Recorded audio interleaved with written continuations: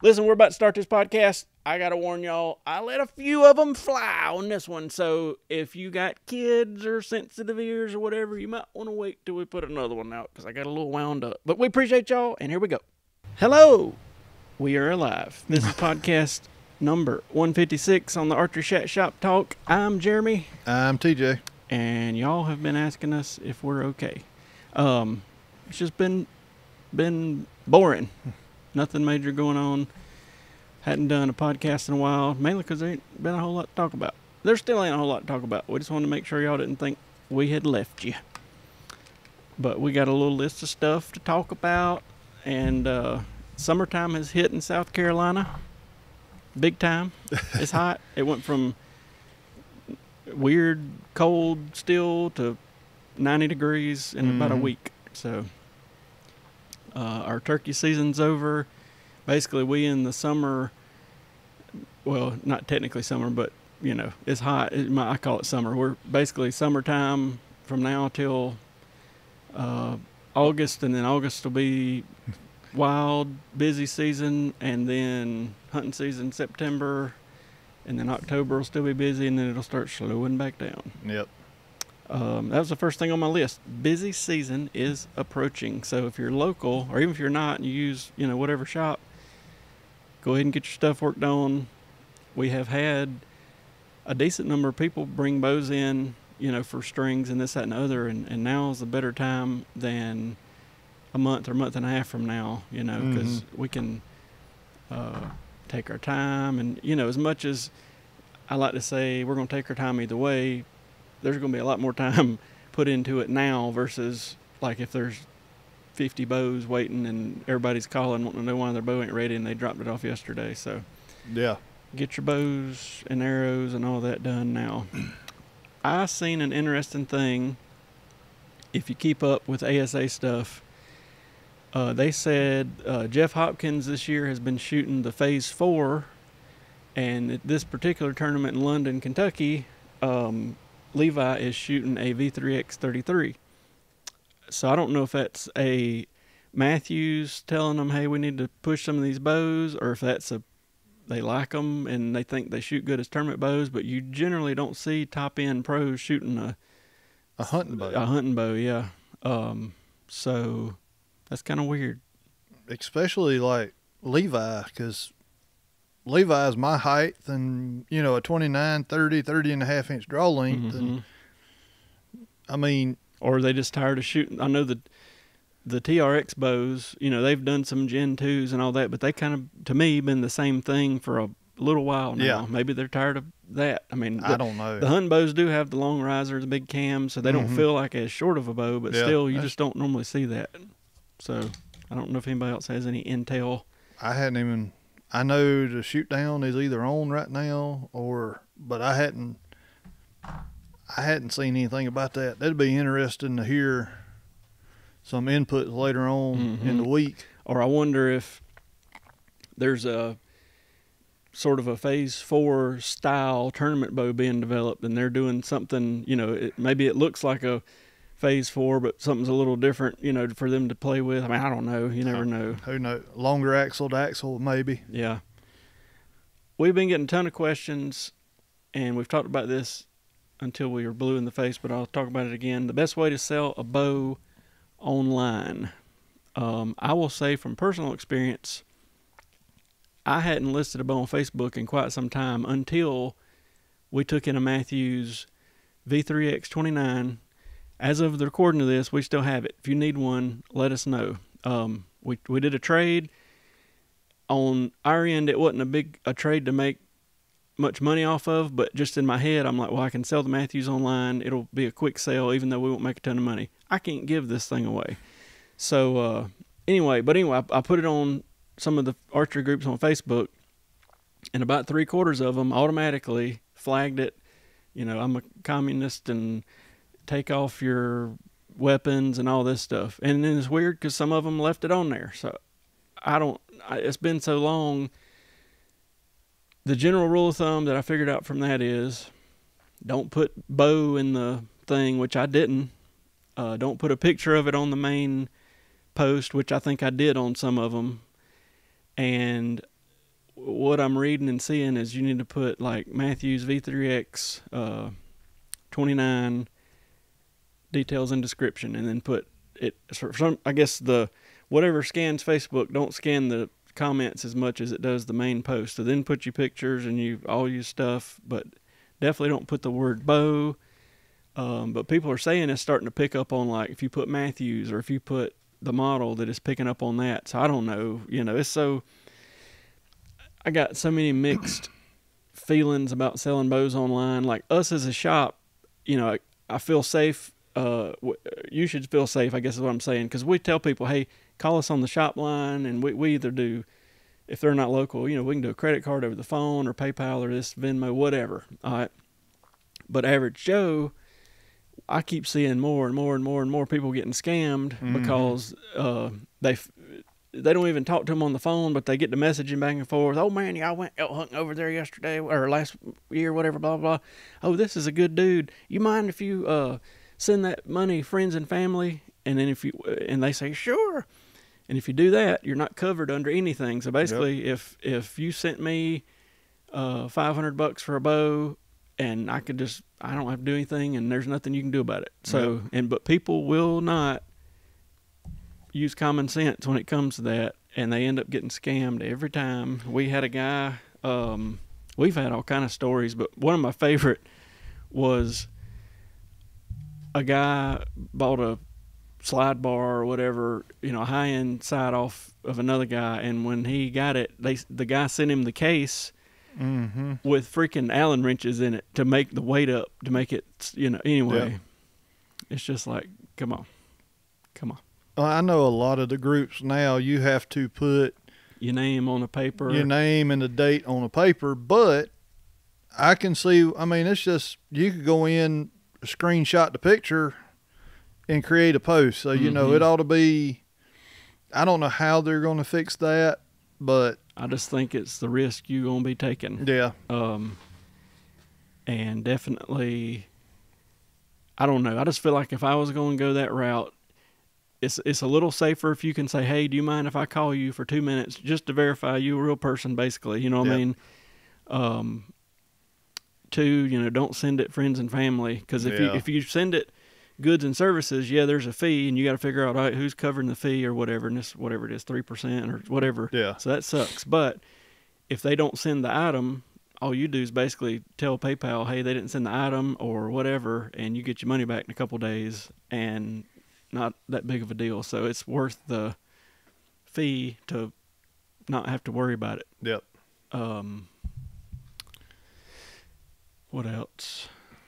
I hadn't listed a bow. I've seen them in Marketplace. Marketplace is advertising some of the groups I'm in, which is weird because normally. Well, I think Facebook, I don't remember if it asked or not, but I know for a while it would say, do you want to put this in Marketplace? And that was a big no. You probably don't want to do that because it'll get flagged quicker. Craigslist, Bobby still does good on Craigslist, but that's local people. eBay, you're going to pay 20 to 25% in fees and this, that, and the other. It really just ain't worth it. You know what I mean? Just to be honest, unless you just got a bow you just need to get rid of, and eBay will definitely get the most eyes on it. You know what I mean? But it's also going to be where people price shop the most, and it's where you're going to pay 20 to 25% fees, and that's going to suck. Archery Talk is kind of like Facebook in a way that you need to protect yourself. They're not going to flag it or whatever because there's a million bows on there for sale, but you need to make sure it's a legit person before you do anything.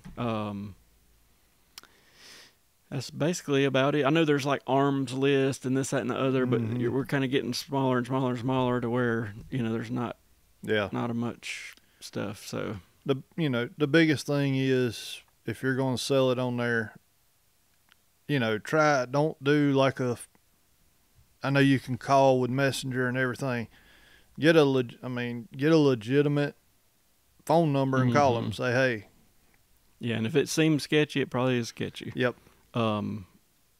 I looked, when I was looking kind of for a going price of that V3X29 we took in, I got on eBay, and I think I clicked, what had sold, and then this, that, and other, and I clicked lowest to highest and all this. Well, the first like two were really cheap, and I don't know why people fall for this, but so I clicked on it.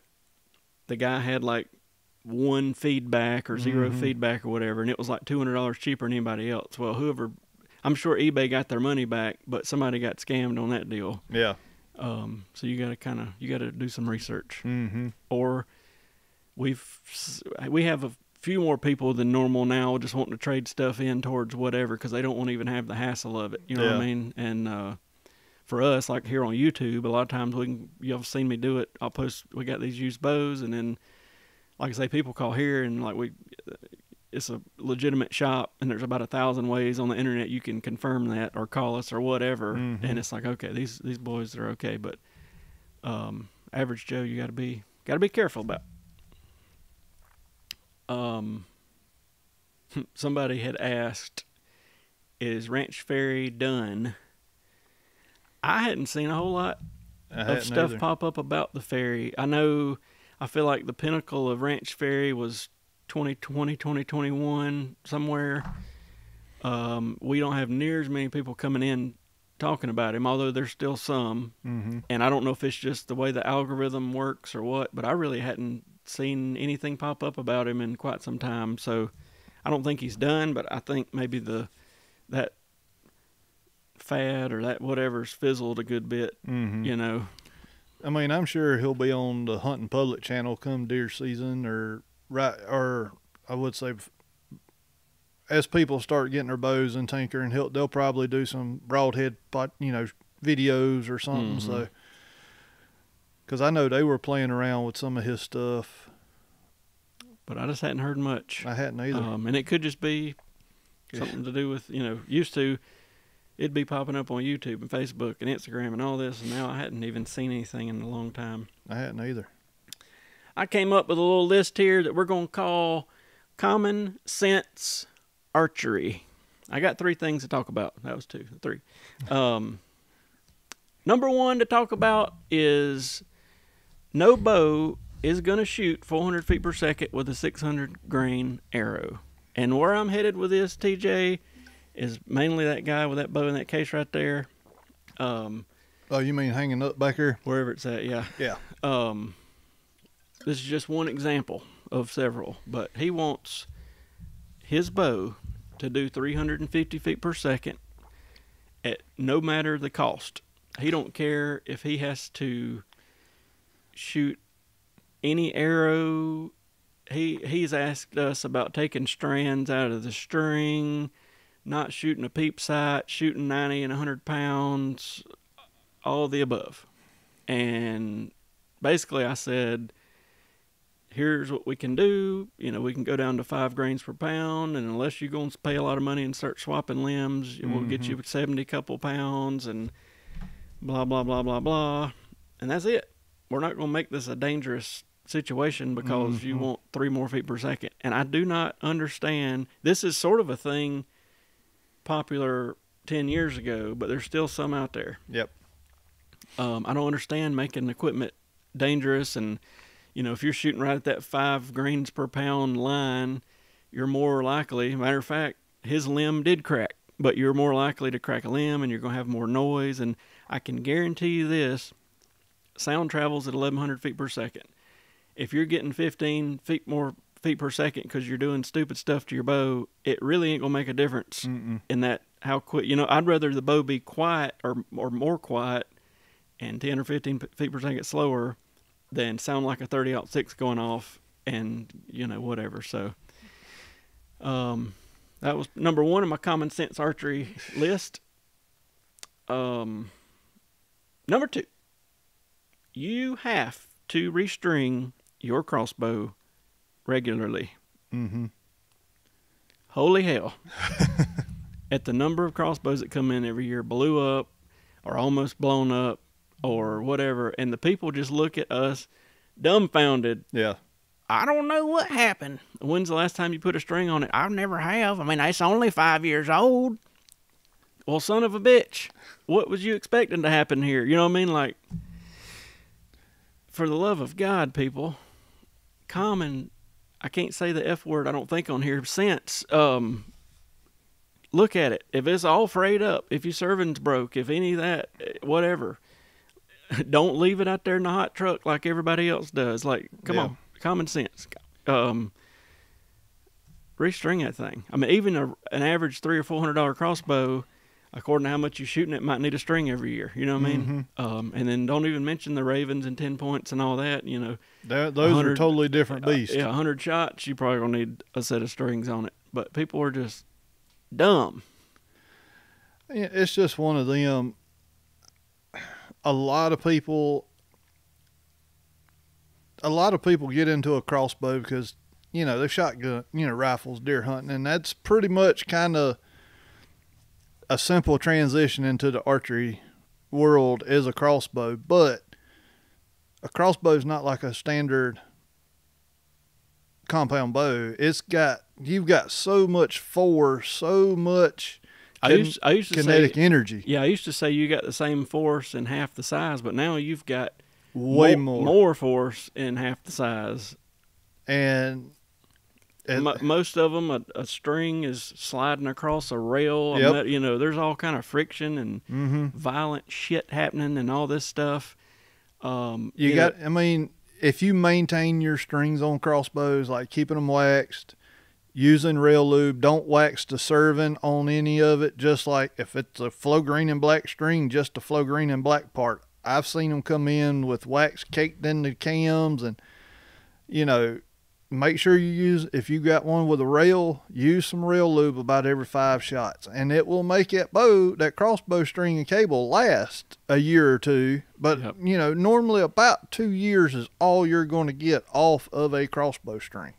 I've got a lot of stories, but, you know, in the last 10 years, I've got a whole hell of a lot more crossbow stories, even though that's still, for us, a very small percentage of overall stuff. Like 10-15% of what we do is crossbow stuff. And I'll be honest with you, if we could never touch a crossbow again, I would throw them some bitches out in the yard right now, because I still absolutely hate crossbows. But it's you can't not be you can, because there's a guy up the road that's like this, but he won't even touch one. He'll tell him to get the hell out of his shop. But you can't do that, not if you want to stay in business. So and the reason I say that is because of basically what I was talking about earlier. There's very, very few common sense people that come in here with a crossbow that need some regular maintenance thing done. If they come in with a crossbow that some bitch is blowed up, or, you know, it's killed their wife, or who knows what, some shit like that. So that's why.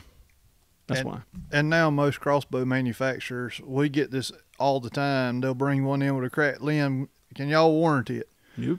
Well, about 90%, well, shoot, more than that now, about 99% of crossbow companies, either A, if you got it from an authorized dealer, you've got to take it back to there, or B, you've got to contact the manufacturer directly. And they won't even, we had one come in and we called and said, hey, we need some limbs. Guy cracked it.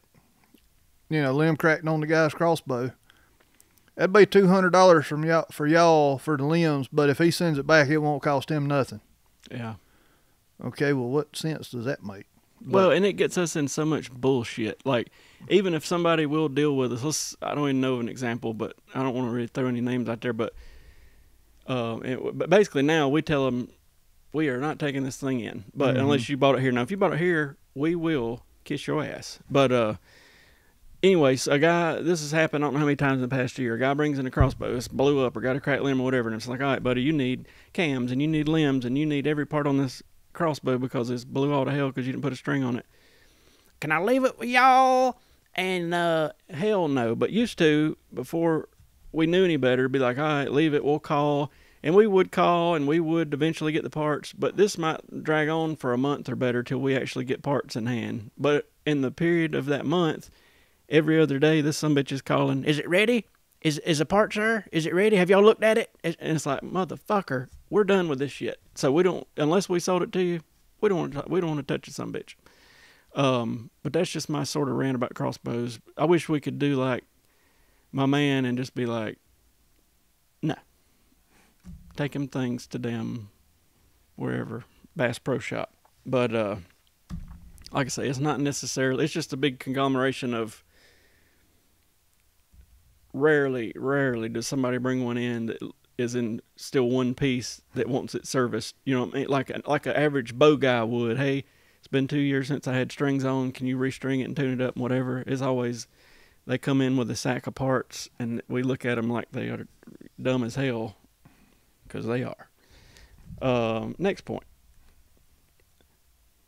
Common sense archery, number 3 on the list.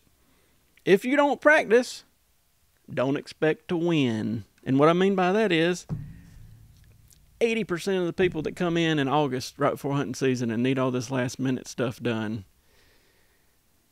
and then the next year or after hunting season we see them and they're like, I missed the deer, or I hit him in the ass, or my bow blew up because I didn't get it worked on, or blah, blah, blah, blah, blah. There are so many people around here that literally get their bow out, shoot it the weekend before hunting season a couple times, close enough, go hunting with it. And then all hell breaks loose because something's stretched and their arrows ain't flying right, or they can't hit the broadside of a barn past 15 yards or whatever. You got to shoot your bow a little bit. That's basically all I'm saying. Yeah. But so many people want to bitch because, so in South Carolina, in the upstate of South Carolina, we basically have 2 weeks of archery only. Then muzzleloader comes in. You can shoot, archery or muzzleloader. And muzzleloader is kind of 50-50. Some people do it, some people don't. Mm-hmm. So let's just say we got a month of archery season, and then guns come in. Yep. And probably 80% or more, of our people are these people that pull it out July or August, give it a dusting off, shoot it a few times, and take it hunting. And that gets into the whole can of worms of us talking about, I wish we could just put a camera out there at that time of the year. People come in with different sized arrows and broadheads and all this, and basically they just want us to say, oh yeah, that'll work, even though it ain't gonna work. It ain't gonna happen. But anyway, you got to practice if you wanna. I don't care if you're shooting a tournament or if you're shooting a deer or an elk or a bear or whatever. You got to practice. Mm-hmm.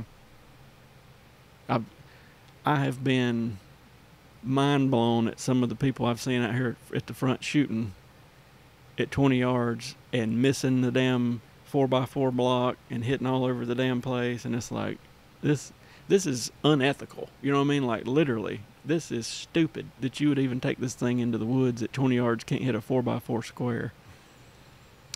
But anyway, that's my 3 things. Maybe we'll make that a common theme. Uh-oh. Every time. Let's see. We need somebody that knows more than us about the situation. We need an update on the marten obsession situation. I've read online that they've been bought out again. I've read all sorts of shit. And I don't know. We don't deal with them. We used to. We did for a couple year, I guess, really. Mm-hmm. And it really don't make a damn to me, but I would just like to know what's going on, because it's one of them companies you don't hear a whole lot much about. But what's their status? What's going on? Because they're semi-local to us. Let's see here. I thought we should bring up why you shouldn't leave your bow or crossbow in a hot car during the summer that we talk about every year. Because it never fails. A guy will come in with a jacked up bow, or it might not be jacked up, but it'll be 110 degrees, or it'll be 100. And we hit it with a thermometer. What was that bow? Like 140? Yeah. On the riser? Like, you don't even want to touch it. The limbs are made of fiberglass. They can delaminate. The strings are definitely going to stretch if you leave them in a hot car. Mm-hmm. All sorts of other stuff can happen. Just don't do it. Don't do it. Don't even leave it in a case in the back of the truck. Or even your barn or whatever, the attic of the barn. We get those people, and it's like, do you know how many times that thing's probably heated up and got cold and heated up and got cold? That is just an accident waiting to happen. One question I personally had is, why in the hell do people change bows so much now? And I think it's because, I'm going to answer my own question, social media and all these online platforms where you can flip and swap and do all this shit. But holy hell, we got people that'll go through 6 and 8 and 10 bows a year, swapping and flipping around and buying new ones and whatever. Maybe we're just old as hell. We typically get a bow and at least keep it for the year, if not several, and get used to it and know its quirks and know what makes it shoot good. And if it don't shoot good for us, all right, we'll dump it. Oh, my bad, and we'll get another one. But I don't understand. I guess with the ease of trading and moving and all that now, that's probably the answer.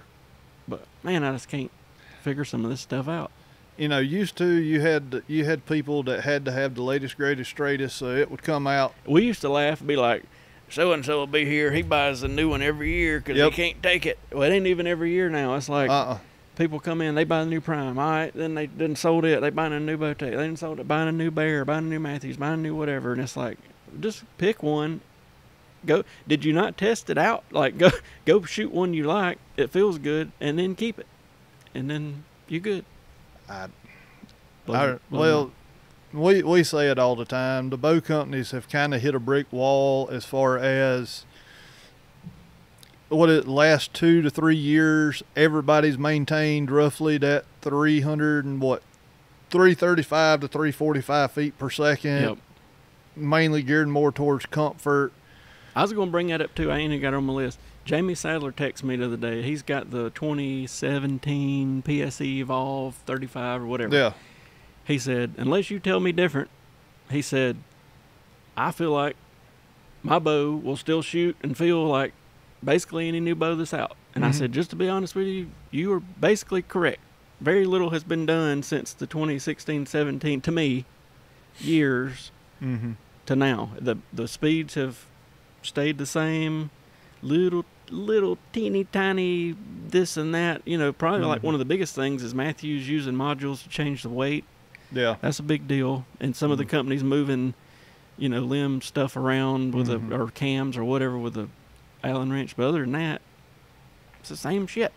Yeah. Well, I had a customer. We had the customer in here yesterday.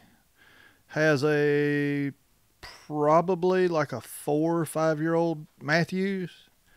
And basically, that's what he said. He said, I'll get a bug every year to go look at new bows and test them out. And he said, then I'll pull mine out. And he's like, mine shoots just as good as the latest, greatest, straightest on the wall. He said, so this one's paid for. He said, why, you know, I can upgrade accessories, or I can buy some more airs, or I can put that money towards a hunt.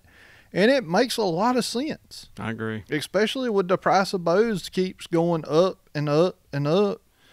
I mean, I just feel like now, you know, to me, I had my switchback for 10 years before I upgraded. And to be honest, I wish I still had that bow, but I don't. And I don't know where it ended up. I know who I sold it to. He passed away probably 5, 6, 7 years ago. I don't even know if his sons got it, but that was a bow I wish I probably would have never got rid of. I've got my Hoyt Carbon Element G3 back here. That bow shoots good for me. I'm not going to sell it. I mean, yeah, with the primes, I've had a couple of them through the years. I still got my CT9, and that was what, 19? Yeah. That bow shoots good. And for just a 3D bow, the Black 9 that they still offer, the Nexus 6, the Revex 6, my 9 just shoots just as good as those bows, and I'm not going to sell it. I'm not going to get rid of it. Number one, they don't make that purple no more. And two, it shoots good. Yep. So, you know, unless they absolutely tell me, hey, we don't make parts for that bow anymore, then I'll have to break down and get a new target bow. Yeah, it's kind of like the Hoyt Pro Comp. That bow for years after it was made was like, still get the bow. Yep. But it's, I don't know. Let's talk about, while we're talking about all this, current archery trends that we're seeing. Number one, the handheld release. We used to could not give a handheld release away unless you were a hardcore tournament guy. Yep. People would laugh at you, you know, you're shooting one of them handhelds. Now, because of the damn internet and people want to look cool is what it boils down to.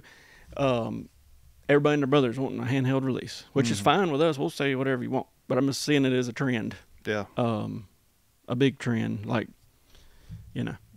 Number 2 on the list is the UltraView grip and scope.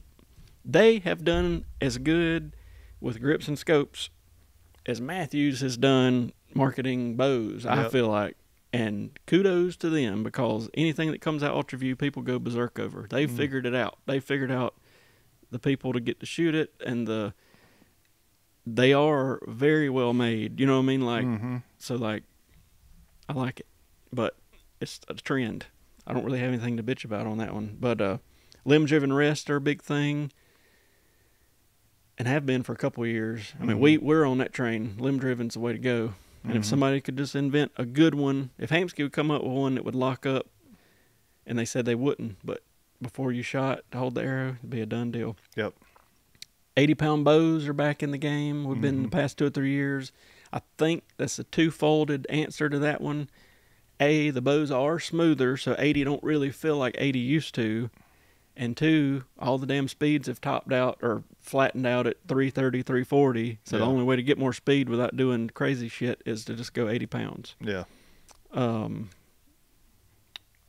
Heavier arrows, not necessarily Ranch Fairy, but just in general, you know, not that long ago, everybody wanted to stick to a 350 grain, 375 grain arrows. Some people were still shooting 85 and 75 grain tips. I don't even know the last time I sold a 75 grain tip. Now it's, you know, people are, and I agree with this, you know, that 450-ish weight, that's great for most people. You can go overboard. You can still got a few speed people. Movable sights. I remember not long ago at all, we were like, well, first of all, we were like, hell no, we ain't shooting no movable sight for hunting. Well, if that deer walks out there and you back there screwing that thing up and down. But then we tried it, because we had been shooting, you know, well, we've been shooting a single pin style slide bar for tournaments for a long time. Yep. And then it turns out it does work for hunting. And now, like, Spot Hog with the double pin and all this, and, you know, that's cool. And a lot of people putting lenses in. They wanting clarifiers, verifiers, all that stuff. I would have never thought a hunting guy, would have come in here and been happy to spend $150 on a peep sight setup for his hunting sight, but they do. The biggest drawback or the biggest complaint or argument I get is, like you said, you got a deer comes in at 20 yards, it spooks out to 40. Well, you ain't got time to move your sight. Well, to combat that, there we go back to your practice. Here's what I do. Depending on what side I'm running, so my Spot Hog, I'm going to go out there and I'm going to get me a 20 and a 60, and I'm going to match my sight tape up. Then I'm going to go out there and shoot some 23, some 34. Oh, yeah. You know, 44, just some odd yardage, just to make sure my sight's, you know, my tape's kind of well within the ballpark. Once I do that, I lock that joker down at 20 yards, and I will shoot at 30 and 40, aiming like I would be at 20 yards, and see how far my air drops. Yep. Now, I'm kind of an exception to the rule. He's a damn giant. With my draw length. So at 40 yards, 423 grain air last year, I had like an inch and a half drop at 40 yards, aiming with a 20-yard pin. So I know that if I bumped a deer at 20 and it run out to 40, I'm not going to try to hold high, and I'm just going to put it in the pump house and let her eat, because that deer's probably going to duck the string because it's kind of spooky. Well, and do the opposite too. Put it on 40. Well, if a deer, I mean, I've had this happen. A deer's out there at 35, 40, whatever kind of freaks it out, and it comes close real quick. But you know this thing's like, what the hell's going on? You ain't got time, or maybe you're drawn, whatever. What happens if you got it on 40 and you got to make a 25-yard shot? You know what I mean? Try all that out. Know your bow. Exactly, and that's where the practice comes in. Yep. So, the last thing on my list. Now, I'm going to tell y'all a disclaimer up front. I'm not trying to piss off TJ here, but The baby carrier binocular situations. Levi, the first person I seen wearing it was Levi Morgan. And I understand it's got all your shit right here and it's easy to get to and all that. But all I can see is the Hangover movie. What was that little baby they could name? I can't remember. I forgot. But anyway, all I can see is a baby strapped on the front of TJ looking for a nip. And it says binoculars. That's a big trend because I didn't see everybody and their brothers wearing them things. I used to hate on it myself. And I ain't saying in a year, I mean, I might have old one strapped up front here, you know what I mean? But I have come to the realization, and it took a long time to learn this, because we used to do it all the time.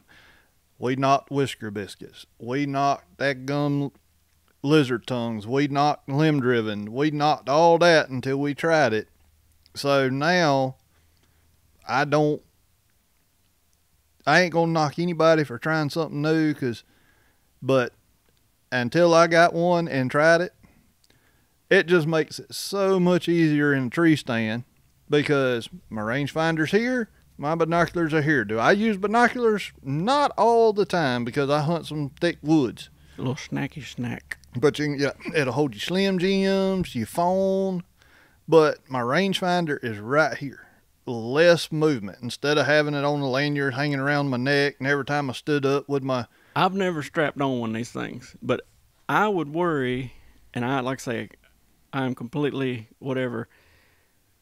You know, I felt a vibration in my bosom, and I'd go to look at my phone and deer'd walk out, and I'd be, oh shit. I'd draw back, and it'd catch my damn bosom strap and my phone and all that, and all hell would break loose. But I mean, I don't know. Maybe it's far enough away. It is. Okay. Because I practice with mine on, and basically, it's just like anything else with your safety harness or saddle. You know, you've got to, in the summertime, you got to tighten it up a little bit because you ain't got that much clothes on. In the wintertime, well, you got to loosen it out because you got a lot of layers on. But I've shot with mine. I practice with mine. I've kind of wondered the same thing. Come to full draw, and I'll kind of look down and see where my string angle is, but the string angle is, kind of in front of it. I could just imagine, then grunt, and all hell breaking loose. The deer is about in there, laughing like hell. You got shit blowed all to hell, phones on the ground, you know what I mean? And you just, actually, son of a bitch. Jeremy was right. They're more compact than what you really think. Yeah. Now, there's some, well, I like to, whether it's a backpack or a shoe, I like to pack it out. So, I like to have 3 or 4 honey buns, a Coke, a change of clothes, toilet paper. Well, I still take a backpack. But it just make it. An Ad Saver Supreme. It's just, until you actually try it, because I still love my lanyard for 3D where it comes around over the shoulder. But when you toting a stool and it's bouncing and it gets hung up, half chokes you and everything, that little, especially with tack, that joker. Well, that's where I feel like I seen 1 or 2, but then like last time everybody had one on, and I was like, these motherfuckers. I'm telling you, you need to try it at least once. That's all I got. We've been on here for 40 minutes and me raising hell. See, that's it. Right now he'd be getting a little tummy vibration on his belly button. Well, actually what happens is I turn the ringer completely off, and I have my watch, and it'll tell me the watch will vibrate on my wrist, so that way I don't spook any deer. Shit. It just got real. Anyway, I'm glad y'all got to see us. Sooner than later, we'll do some more of these, and we'll get into a bunch more when the busy season picks up, and hopefully get y'all a 3D shoot or 2 on video and all this type of stuff. If you need us, let us know. I'm sorry I went into some rants, but it is what it is. I know I'll get 100 emails the next day, and they'll be like, you son of a bitch. We thought you were a nice guy. I am. Anyway, let us know if you got any questions you want us to talk about. We still need, I bought this fancy device, like a 6 or 8 months ago now, either somebody to call in and let me Bluetooth you onto this situation we in here, or I also found another thing where we could put a thing on the website and basically a guy could click and through his phone say, hey, Jeremy and TJ, I was wondering blah, blah, blah, blah, blah, and we could feed it into here and then talk about it. That would be cool. So maybe that would be easier than somebody wanting to call and talk for 45 minutes. But we'll figure all that out because I've always wanted to fool with that. And we tried a couple of them video things, and it was always a disaster. Babies screaming and naked people running in the background, and that was a couple of years ago. But anyway, Brad would be a good candidate. I hadn't heard from Brad. Bradley. I hadn't heard from you in a little bit. Speak to us, Bradley. But anyway, we'll get off here. Appreciate y'all. Yep. I'm sorry, but we'll see y'all next time. See ya.